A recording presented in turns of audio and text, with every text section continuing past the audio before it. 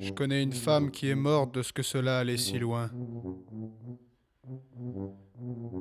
Cela me le sape le moral, le nombre qui en mourrait si c'était plus facile, le nombre qui irait loin s'il y avait la manière, si on n'avait pas peur de la manière, qu'on ne soit jamais sûr d'y passer, ça peut durer longtemps.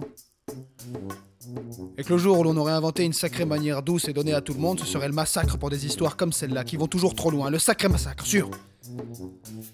Comme cette femme-là qui est bien passée d'avoir avalé de la terre.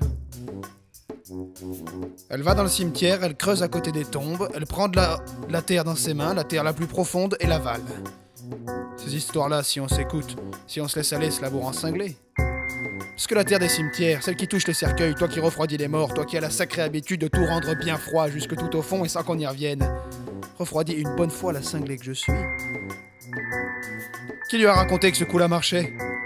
Cette cinglée de pute avalant de la terre jusqu'à y passer au milieu du cimetière où moi je l'ai bien vu.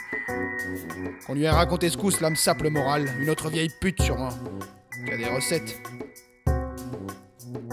Un sacré massacre et tout en douceur. Mais tout le monde n'avale pas de terre. Si la manière était inventée, à la place de la terre, une petite poudre légère qu'on ne sent pas passer, gratuite, pour tout le monde et qui vous met à l'aise quand ça va trop loin. Tout le monde se refroidirait à la moindre histoire, car si on se laisse faire, les toutes petites, les plus petites vont loin et vous brouillent complètement. Pourtant, celle que je te dis, c'était une pute.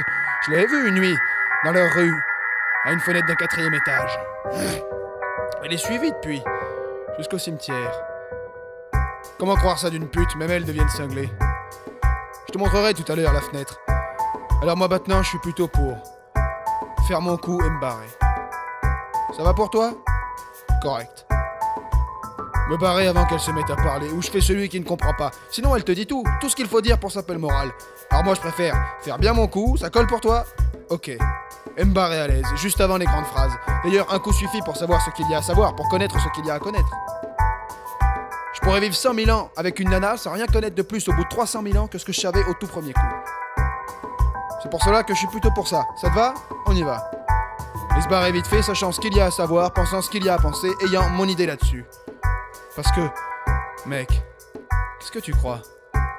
Comment avoir une idée sur quelqu'un sans avoir baisé avec elle? 100 000 ans avec elle, sans baiser, et tu ne sais toujours rien. Que les grandes phrases qui te rendent dingue.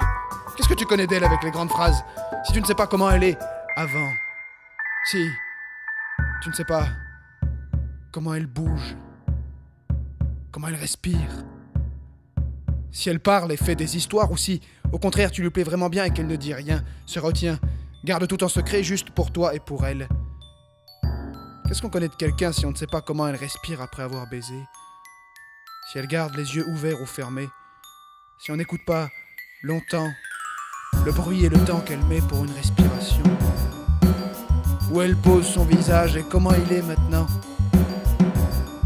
Plus le temps est long, où elle respire et que tu l'écoutes sans bouger et respirer, plus tu connais tout d'elle. Mais dès qu'elle ouvre les yeux, se redresse, s'appuie sur le menton, te regarde, se met à respirer comme n'importe qui, ouvre sa bouche où tu vois les grandes phrases qui se préparent à sortir, alors moi, je suis pour me barrer, et correct? Correct.